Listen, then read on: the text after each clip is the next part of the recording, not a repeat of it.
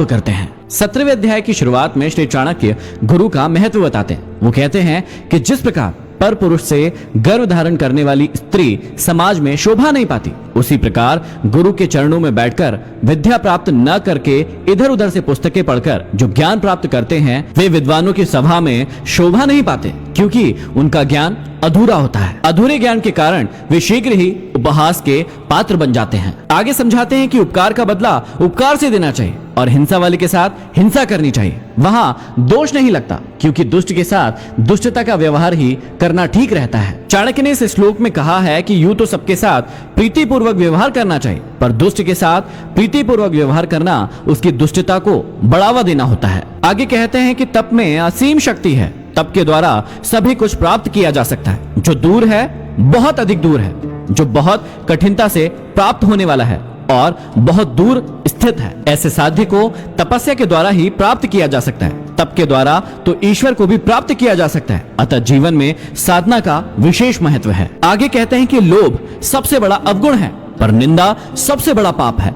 सत्य सबसे बड़ा तप है और मन की पवित्रता सभी तीर्थों में जाने से बेहतर है। सज्जनता सबसे बड़ा गुण है और यश सबसे उत्तम आभूषण है। आगे कहते हैं कि शक्तिहीन मनुष्य साधु होता है, धनहीन व्यक्ति ब्रह्मचारी होता है, रोगी व्यक्ति देवभक्त होता है और बूढ़ी स्त्री पतिव्रता होती है। भाव यह है कि ये सभी लोग असमर्थ रहने के कारण से ही ऐसे हैं। अतः जो व्यक्ति प्रयास नहीं करता, परिश्रम नहीं करता, वह आलसी और निकम्मा होकर अपने आप को ऐसा बना लेता है। परिस्थितियों से घबराकर मुंह मोड़ लेना कायर मनुष्य का काम है।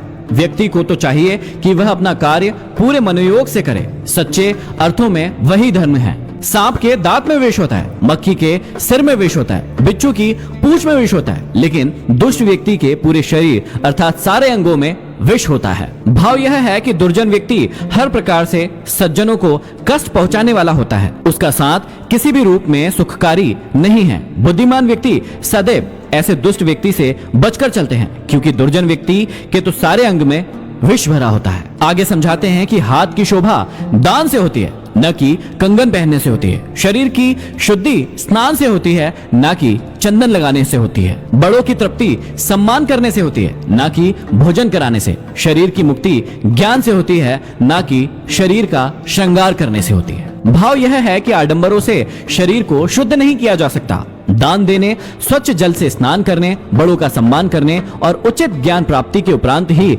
मनुष्य का जीवन सफल होता है। जिन सज्जनों के हृदय में परोपकार की भावना जागृत रहती है, उनकी तमाम विपत्तियां अपने आप दूर हो जाती है और उन्हें पग पग पर संपत्ति एवं धन की प्राप्ति होती है। आगे समझाते हैं कि भोजन, नींद, डर, संभोग ये सभी गुण मनुष्य और पशुओं में समान रूप से दिखाई और पाई जाती है। पशुओं की अपेक्षा मनुष्य में केवल ज्ञान मतलब बुद्धि एक विशेष गुण है जो उसे अलग बनाता है। अतः ज्ञान के बिना मनुष्य पशु के समान ही हो जाता है। और आगे समझाते हैं कि नीचे की ओर देखती हुई एक अधेड़ वृद्ध स्त्री से कोई पूछता है कि अरे बोलो, तुम नीचे क्या देख रही हो?